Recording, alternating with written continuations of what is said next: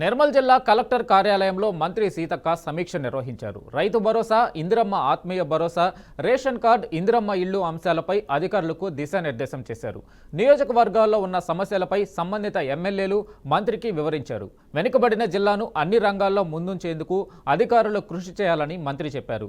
ప్రతి పేద ప్రజలకు ప్రభుత్వ సంక్షేమ పథకాలు అందేలా చూడాలన్నారు. కొంచెం డే అండ్ నైట్ లాగానైనా మీరు టైం కేటాయించుకొని చేయాల్సిన అవసరం ఉంది. ఇందులో దాదాపుగా 80% ఈ డిస్ట్రిక్ట్ నుంచి ఎలిజిబిలిటీ ఉన్న వాళ్ళు అందరూ ఉంటారు. కొద్దిగా మంచిర్యాల అక్కడ ఏమన్నా కొద్దిగా రిచ్ ఉండొచ్చు ఏదైనా టౌన్లలో, కానీ మాక్సిమం రేషన్ కార్డులకు కానీ, ఇందిరమ్మ ఇళ్ళకు కానీ, మరి గ్రామీణ ప్రాంతంలో రైతు ఇందిరమ్మ భరోసా కానీ ఇవన్నిటి కూడా క్రైటీరియా అంటే ఎలిజిబిలిటీ ఉన్నటువంటి వాళ్ళు ఉంటారు. కాబట్టి అధికారులు కూడా కొంచెము మరి టైట్ కాకుండా పేదవాళ్ళ విషయంలో కొంత ఫ్లెక్సిబుల్ గా ఆలోచించాలి, మానవతా దృక్పథంతో ఆలోచించాలి. పేద ఇల్లు దూరం ఉంది కాబట్టి అక్కడ దాకా ఎందుకు పోవాలని వదిలిపెట్టకుండా ఖచ్చితంగా అలాంటి వాళ్ళందరినీ కూడా పరిగణలోకి తీసుకొని ఈ స్కీమ్స్ ఎక్కువ మందికి బెనిఫిట్ అయ్యే విధంగా మనం కృషి చేయడమే మనందరి లక్ష్యం. మరి చాలా తగ్గించుకొని మేమేదో చాలా ఆదర్శవంతమని కాదు, పేద వాళ్ళకు మనం రీచ్ అవ్వడమే చాలా గొప్ప ఆదర్శము. కాబట్టి అలాంటి వాళ్ళకి ఎక్కడ అన్యాయం జరగకుండా చూడాలని మరి అధికారులను కోరుతా ఉన్నాం. మీ మీదనే ఆధారపడి ఉంది.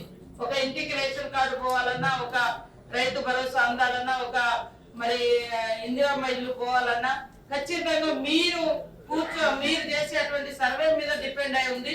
మేము ఖచ్చితంగా అడ్వైజ్ చేస్తాం, మీకు సపోర్ట్ ఉంటాం. కానీ ఎందుకు సపోర్ట్ అంటే మీరు బాగా పనిచేస్తే మేము ఖచ్చితంగా మీరు ప్రాసెస్ చేశారు.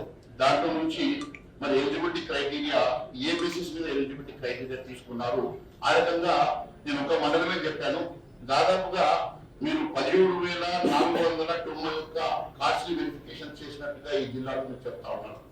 కానీ ఎలిజిబిలిటీ 2,924 మందికి మాత్రమే ఎలిజిబిలిటీ చూపిస్తా ఉన్నారు.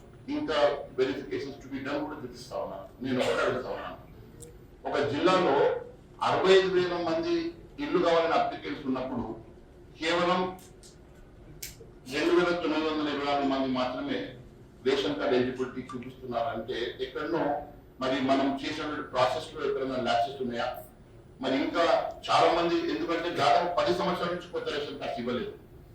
10 సంవత్సరాల నుంచి కొత్త రేషన్ కార్డ్స్ ఇవ్వనప్పుడు డెఫినెట్ గా మరి పెరిగినటువంటి జనాభా కానీ, కుటుంబాలు పెరిగినటువంటి డివిజన్ జరిగినటువంటి క్రైటీరియా మనం తీసుకున్నట్లయితే డెఫినెట్ గా మరి నాకు తెలిసి చాలా ప్రపోర్షనేట్ గా చాలా రేషన్ కార్డ్స్ అవసరం అయింది.